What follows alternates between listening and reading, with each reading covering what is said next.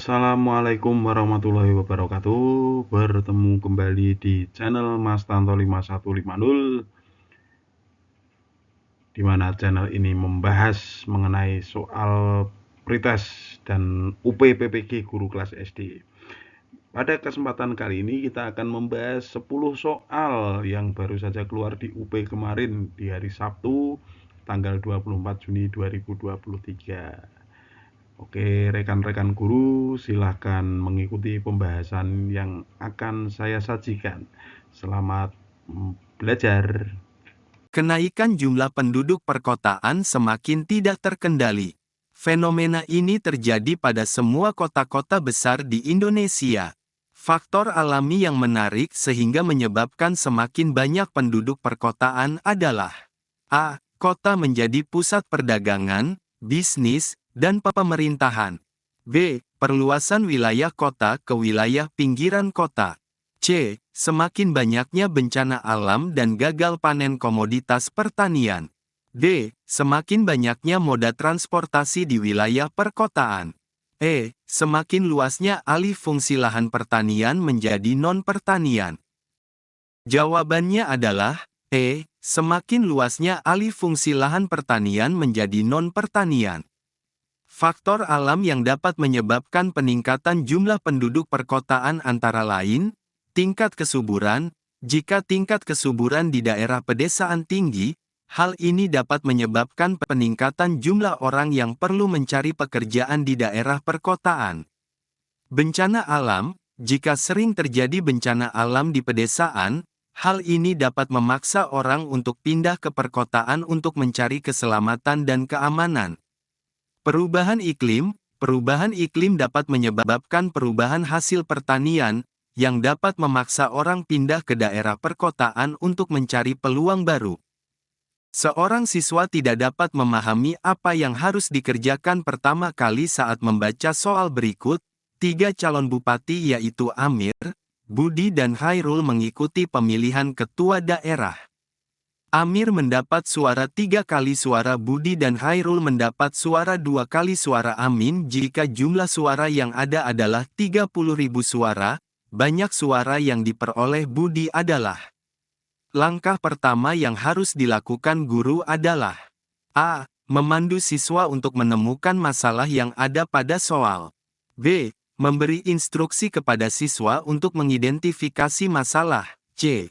Mendorong siswa agar membaca soal dengan detail semua informasi yang ada. D. Mendorong siswa untuk berdiskusi dengan temannya. E. Merencanakan penyelesaian dengan menggunakan teknik menjumlahkan. Langkah pertama yang harus dilakukan seorang guru adalah C. Mendorong siswa agar membaca soal dengan detail semua informasi yang ada. Siswa mengalami kesulitan memahami apa yang harus dilakukan terlebih dahulu karena pertanyaannya rumit dan banyak informasi yang harus diproses. Guru harus mendorong siswa untuk membaca pertanyaan dengan hati-hati dan mengidentifikasi semua bagian kunci dari informasi. Setelah siswa memiliki pemahaman yang baik tentang pertanyaan, mereka akan lebih mampu mengidentifikasi langkah-langkah yang perlu diambil untuk menyelesaikannya. Dalam sebuah proses pembelajaran, seorang guru menerapkan teori perkembangan kognitif Piaget. Guru meminta siswa memberikan alasan dari jawaban mereka ketika mengambil kesimpulan dengan contoh pertanyaan, bagaimana kamu bisa membuktikan ini pada kawan-kawanmu? Tahapan perkembangan yang dimaksud dari ilustrasi tersebut adalah A. Operasional formal, B. Operasional konkret, C. Praoperasional, D. Praoperasional konkret, E. Sensori motor. Jawabannya, A. Operasional formal. Tahap operasional formal adalah tahap keempat dan terakhir dari perkembangan kognitif dalam teori Piaget. Ini ditandai dengan kemampuan untuk berpikir secara abstrak dan bernalar secara hipotetis. Ini berarti bahwa orang-orang dalam tahap operasional formal dapat memikirkan kemungkinan-kemungkinan dan menghasilkan serta menguji hipotesis.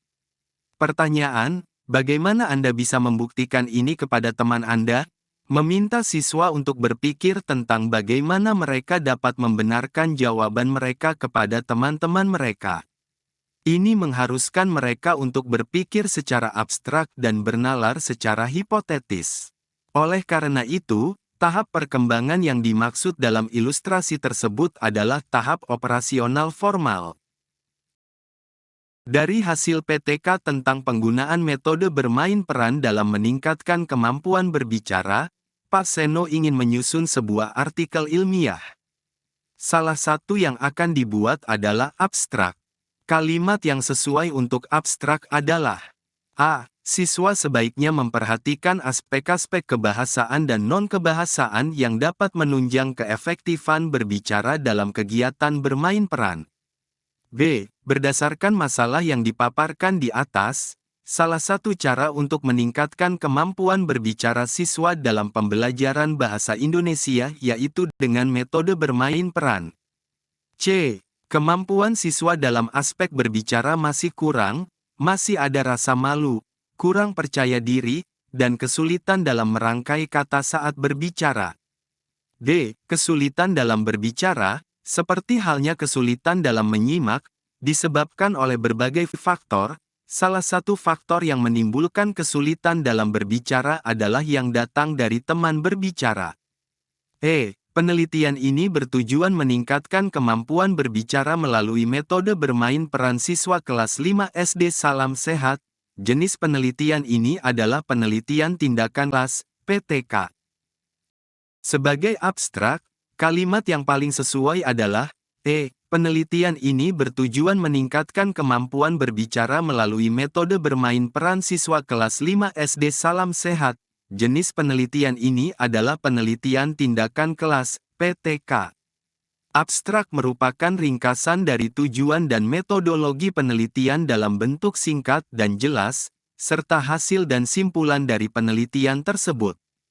Pada pilihan kalimat, ini merangkum tujuan dari penelitian yang dilakukan, meningkatkan kemampuan berbicara melalui metode bermain peran, serta jenis dan lokasi penelitian, PTK di kelas 5 SD. Salam sehat. Sementara kalimat A, B, C, dan D lebih berfokus pada permasalahan atau pendekatan yang mungkin digunakan dalam penelitian, tetapi tidak memberikan gambaran umum tentang tujuan dan metode penelitian yang dilakukan. Sehingga, kalimat tersebut lebih sesuai untuk bagian lain dari artikel ilmiah seperti pendahuluan atau tinjauan pustaka. Berdasarkan hasil pengamatan yang dilakukan di kelasnya, Pak Santo melihat bahwa dalam 2 kali kuis yang diberikan, rata-rata hanya 2 orang dari 30 siswanya yang mendapat nilai di atas 60. Sebagian besar siswa tidak dapat menyelesaikan soal-soal perihal sifat cahaya.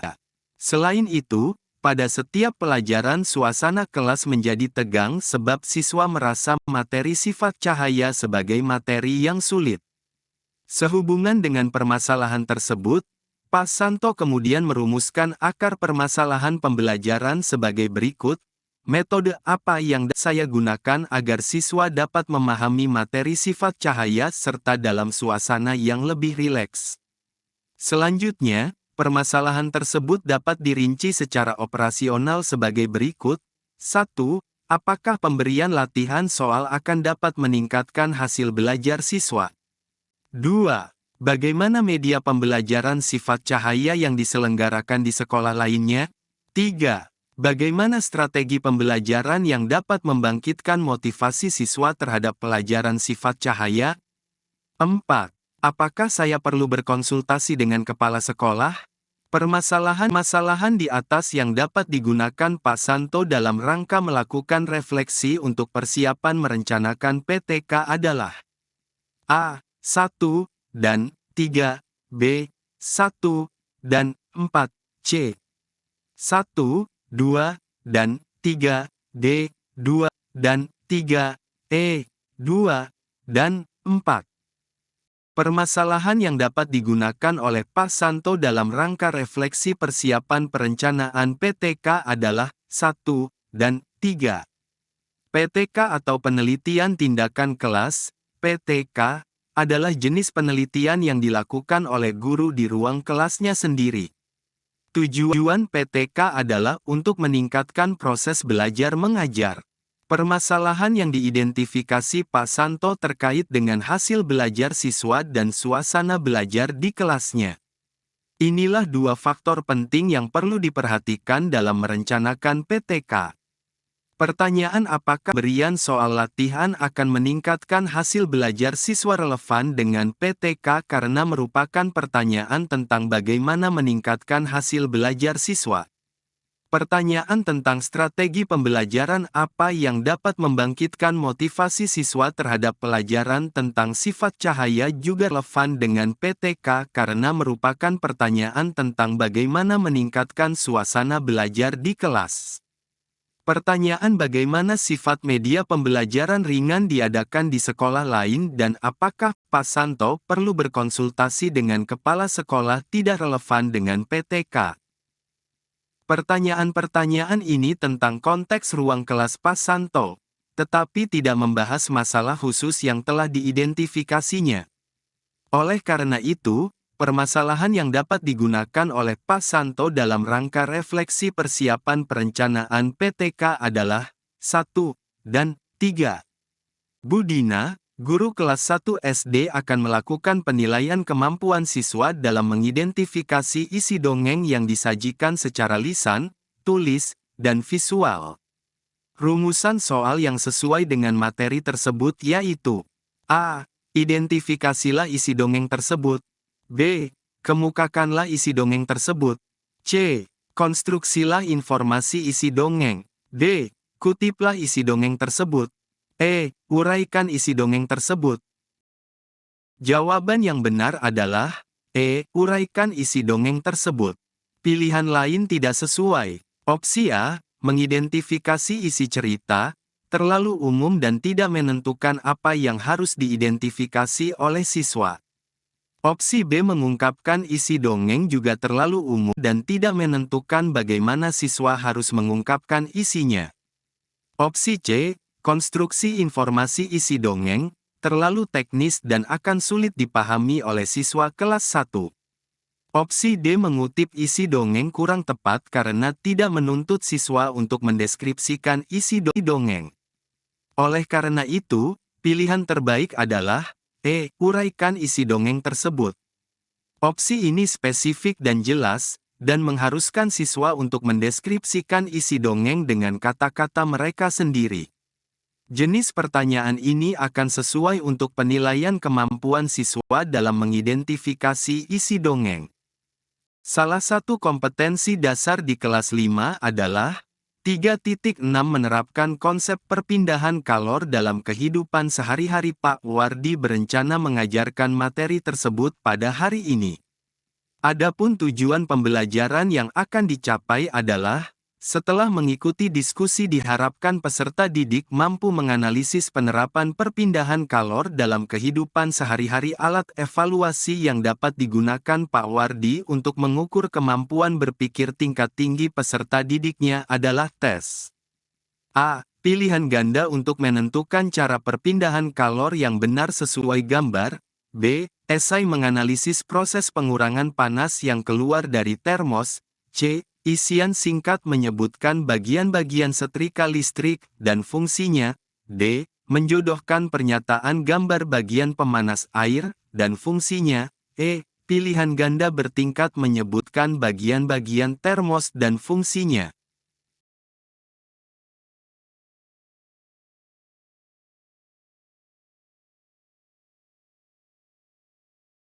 Jawabannya adalah B. Esai menganalisis proses pengurangan panas yang keluar dari termos. Pilihan lain tidak sesuai. Pilihan A, pilihan ganda untuk tampilan berpikir tingkat rendah karena hanya menuntut siswa untuk mengidentifikasi jawaban yang benar. Opsi C, entry singkat yang menyatakan bagian-bagian setrika listrik dan fungsinya, juga merupakan keterampilan berpikir tingkat rendah karena hanya mengharuskan siswa mengingat informasi. Pilihan D, mencocokkan pernyataan gambar bagian pemanas air dan fungsinya, merupakan keterampilan berpikir tingkat rendah karena hanya menuntut siswa untuk mencocokkan dua kumpulan informasi. Pilihan E, pilihan ganda bertingkat menyebutkan bagian-bagian termos dan fungsinya, merupakan keterampilan berpikir tingkat tinggi karena menuntut siswa untuk mengidentifikasi jawaban yang benar dan menjelaskan mengapa jawaban itu benar. Namun, pilihan B, esai yang menganalisis proses pengurangan panas yang keluar dari termos, merupakan keterampilan berpikir tingkat tinggi karena mengharuskan siswa menganalisis proses perpindahan panas, menjelaskan cara kerja termos, dan mengevaluasi efektivitasnya dari termos. Jenis soal ini akan sesuai untuk penilaian kemampuan siswa dalam menganalisis penerapan perpindahan kalor dalam kehidupan sehari-hari.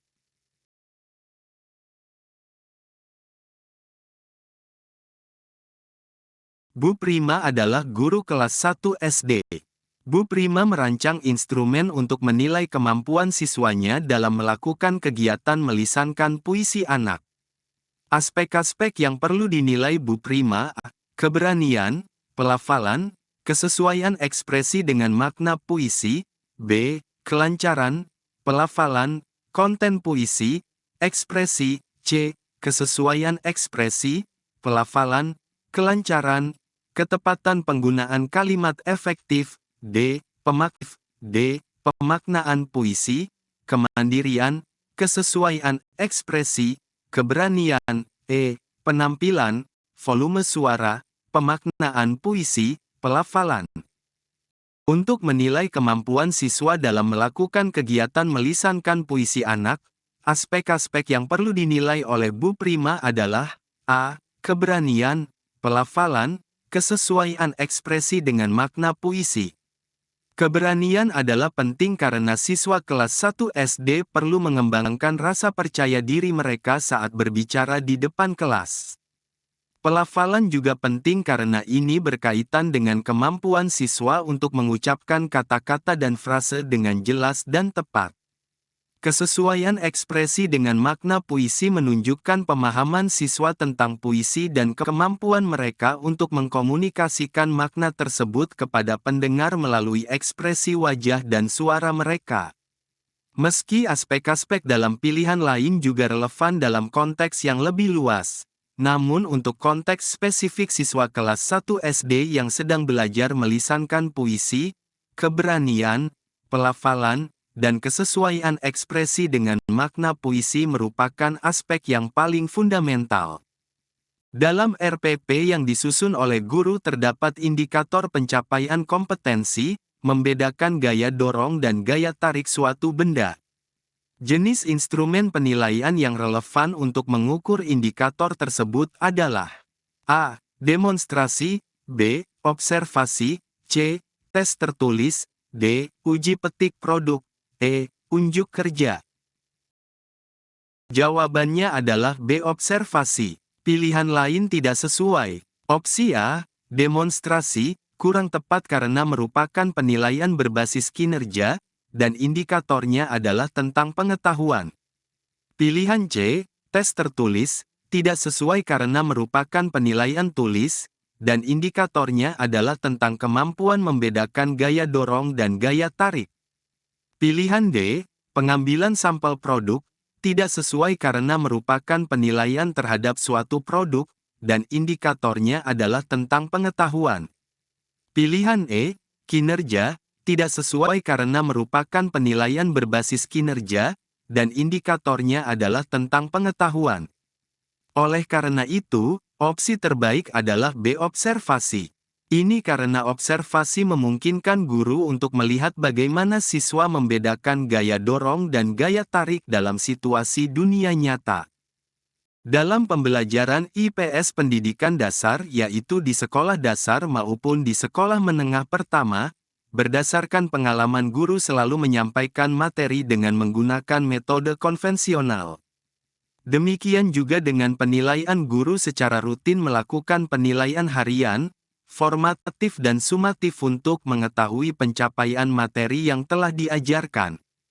Pencapaian kompetensi peserta didik dalam belajar IPS tidak terpantau. Untuk mengatasi masalah tersebut, maka guru melakukan penilaian. A. Dengan pendekatan HOTS. B. Kognitif, psikomotor. C. Kuis, penilaian harian, penilaian formatif dan penilaian sumatif. D. Sikap, kognitif dan psikomotor. E. Yang berorientasi kognitif. Dalam mengatasi masalah pencapaian kompetensi peserta didik dalam belajar IPS yang tidak terpantau, maka guru bisa melakukan penilaian D. Sikap, kognitif, dan psikomotor.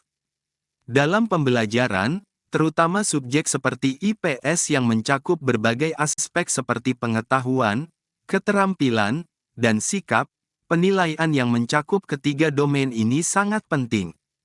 Kognitif berkaitan dengan pengetahuan dan pemahaman siswa tentang materi, psikomotor berkaitan dengan keterampilan praktis dan penggunaan pengetahuan, dan sikap berkaitan dengan bagaimana siswa menerapkan pengetahuan dan keterampilan tersebut dalam perilaku dan nilai-nilai mereka. Pilihan lain seperti pendekatan HOTS, Higher Order Thinking Skills, penilaian kognitif dan psikomotor, dan penilaian yang berorientasi kognitif semua adalah metode penilaian yang baik, namun mungkin tidak mencakup seluruh aspek pembelajaran seperti sikap, yang juga penting dalam konteks pembelajaran IPS. Sementara opsi penilaian kuis, harian, formatif, dan sumatif adalah bentuk penilaian, bukan jenis penilaian berdasarkan aspek yang dinilai. Baik, terima kasih atas waktunya untuk menyaksikan video mengenai pembahasan soal-soal UP yang dapat dijadikan sebagai bekal untuk pretest PPG yang akan dilaksanakan di akhir bulan ini ataupun di awal Agustus nanti. Semoga rekan-rekan guru dapat lulus pretest PPG.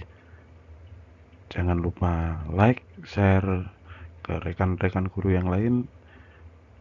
Terima kasih dan wassalamualaikum warahmatullahi wabarakatuh.